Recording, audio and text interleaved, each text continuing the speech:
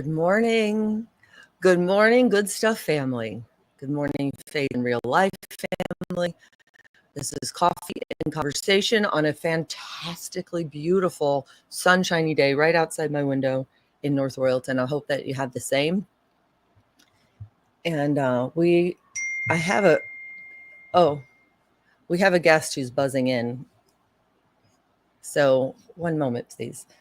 I'll let people kind of filter in. But remember, I see some comments. Remember, if you're filtering in and you're able to spend this time with us this morning, if you could just give a shout out in the comments, then we know you're here. Gina, a belated birthday, extended week-long, month-long, year-long celebration of the day on which you were born, Gina Salvatore, and the world became a much kinder place for having you in it. She is a regular here. And speaking of which, would y'all be willing to share these? Because we so want to grow for the Good Stuff family. We say grow the Good Stuff family tree and this family in faith as well. So Clara, good morning. Good morning. Bob, good morning. This is so good for my heart to see these roots of the family tree. Cindy Gabbard, good morning. Dottie, good morning. We made it to Friday. Trevi, I see you saying you're in, but it doesn't look like you are. I'm not able to invite you in. So just know that if you're watching, that we're going to work on this. But in the meantime, what I was hoping, hey, Rich, I just told Trevi this morning, we have to reach out to you today. Good morning. Good morning. So it occurs to me, like, how many different walks of life are represented even here. And there are more people watching than are commenting. So again, if you could just give a shout out, let us know you're here. I'd be so grateful. And here's the thing, while we're just waiting maybe a minute or more for people to filter in, today I'm hoping that you'll be able to share in the comments as briefly or as long as you'd like on a time where you really stepped out of your comfort zone, whether you wanted to or not, and how it worked for you, how it worked out. I'm hoping that part of the conversation today in Coffee and Conversation. Mark, good morning. Like, my heart overflows. Someday I'm going to have like a whiteboard up here. And as you all filter in, I'm going to connect all of the dots and the weaving that has happened. Like, this list of people are people who uplift, encourage, and inspire. And that's the whole, the Good Stuff family stories are stories that are real, raw, genuine, authentic, and vulnerable. And they uplift, encourage, and inspire. Everyone has a story. And I think not challenge to you, but for all of us today is, how do we do that? How do we do it in this day, just this next step of a day? How are we going to uplift, encourage, and inspire? So I'm hoping to do that for you guys in the next 25 minutes. Barbara, good morning. Cindy, thank you for taking the time to do the shout out. Good morning, Libby. Peace be with you. Libby, here, look what we're going to be reading from today. This is a gift from my friend Libby. Speaking of which, 1 moment. It's modern technology. Do you see me? I do not see you in the waiting room. I do not. Let me just see if I can click on one thing and then be able to see him. No. So we may not have our guest today, but maybe it'll be a late ad. But what I wanted to talk to you today is stepping outside of the comfort zone. And I'm going to share a story with you. As you know, if you're regulars here, I like making new friends because all my old stories are new again. And that's true. If you think about it, it's a lot easier to get new friends than to get new material when you have 20 years of stories in Cleveland alone. And then, a lifetime going back and having the benefit of hindsight being 2020. You know what I mean? Are you feeling me? To realize what the value in those stories, those things that were happening, even the really God, really moments, to be like removed from it saying, oh, really God. But to be completely transparent that even yesterday I was like, really God, like it's an evolving relationship. It really is that our walk in faith. It's never really God. Oh, really God. Good. We're good. Because then there's something else that makes this of this world go, really God, really. But even the opportunity to come together like this and this beginning of this weekend and to share, that's why we say together we can, together we will. So I'm going to go ahead and and start. Hopefully, if you are, again, I see a lot more people watching than commenting. If you could comment and let us know you're here, it'd be great. So I'm going to take you back to the early days working at Channel 3. So my dad had just passed away, and they kept saying, there was a story that they kept feeding to me saying, you've got to do this story from a local hospital. And it was about, who are now my friends, Lisa and Matthew. Here's their story. Matthew was on a wait list for a liver transplant forever and a day. And they were engaged, and they were instead, quite frankly, planning his funeral from the hospital bed because he was out of time. And Lisa is this fantastic dancer. She's like literally has won worldwide awards. She has a dance studio here, and they just prayed, and here, don't you know, he gets this liver transplant. Again, all those stories of transplantation, just one after another of hope. Talk about hope.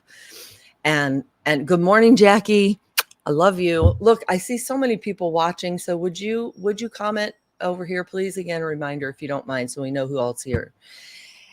Anyway, so Lisa and Matthew, he gets this liver transplant.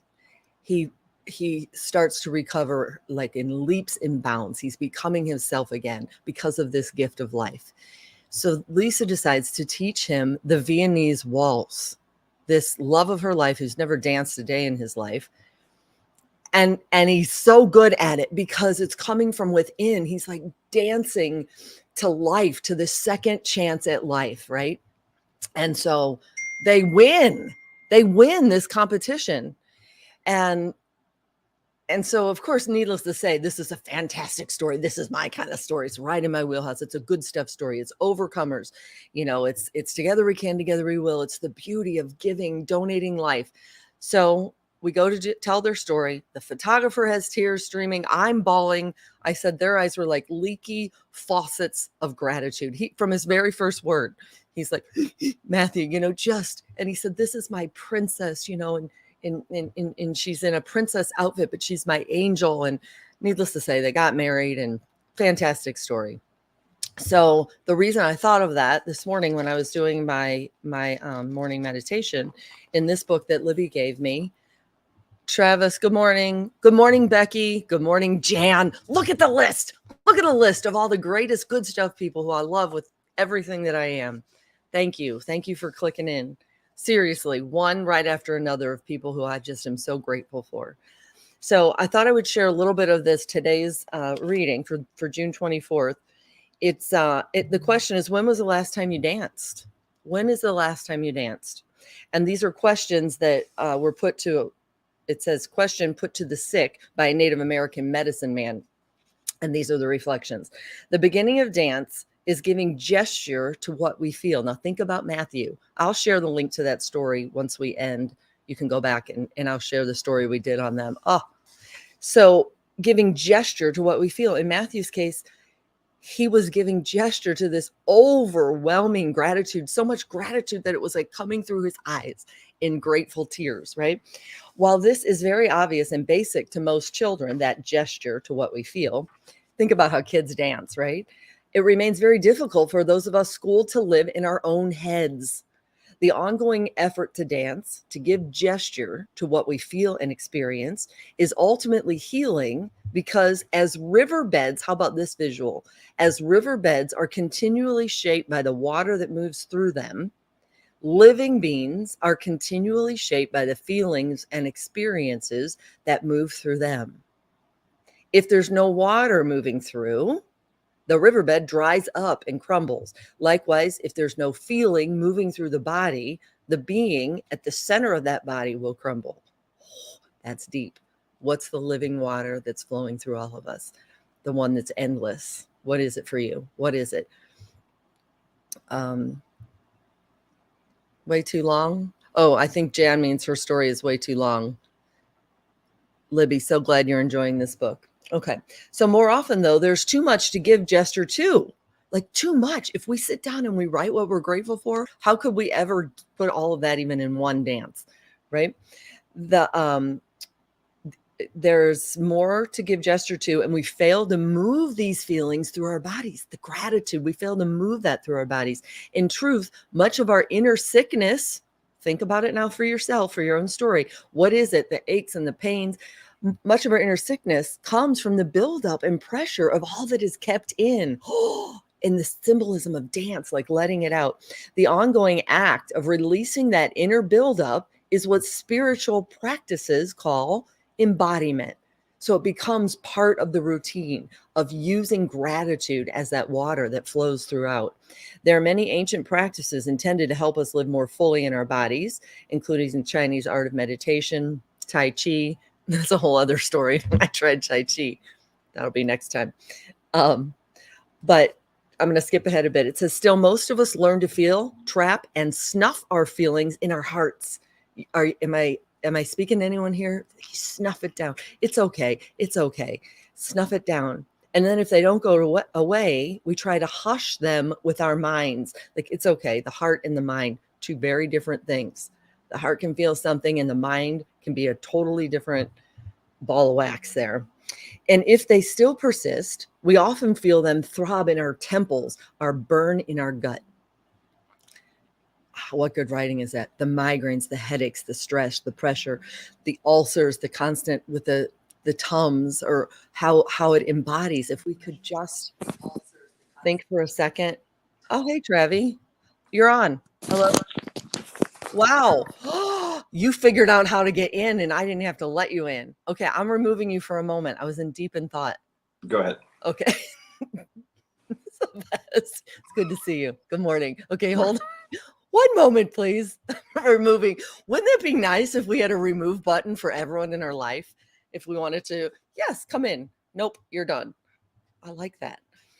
Anyway, so just settle in on those words, if you would, just for a second. Just think, like, what is it today that I'm squelching down, that if maybe I could just visualize water of gratitude running through and dance like a little kid dance. And maybe you even, when we end here, just get up and put on your favorite song and just dance, just move. So when I read this, I thought, for sure I'm going to share this today because of the story of Lisa and Matt. They went on, you all, to create an event that runs yearly now called Second Dance at Life. And they have, they pair up like celebrities with professional dancers. And they even have the Louis Van Amstel, I think is his name, from You Think You Can Dance, or one of those shows. He came in and judged one year. It's a big deal. So then they give back to the transplant house. And there's the weaving out of that gut-wrenching, literally near-death time in Matthew's life. Held on to hope, gets the transplant, and goes on to raise all of this money and to profile. Always they have some of these people who have lived at the transplant house. They come back and dance as well. And the vibe in that room is fantastic. How do I know, you ask? Well, now, as Paul Harvey would say, now you'll know the rest of the story. So imagine I've done that story with Matthew and Lisa. Only been at Channel 3 a couple months, and my dad passes away from liver cancer. I flew in on my birthday, February 19th, and he's gone on the 23rd. Channel 3 was fantastic. They're like, do what you need to. I'd only been there a month. To be with your family in St. Louis. They were so good during that time, so good. And I come back with this renewed sense of what is important. What is important if we don't get tomorrow? He had just retired. And so now picture this. So I go, okay. And then so the following year, I end up having knee surgery for a cadaver ACL because I have shredded my ACL, in the words of the doctor, kickboxing to get into better shape.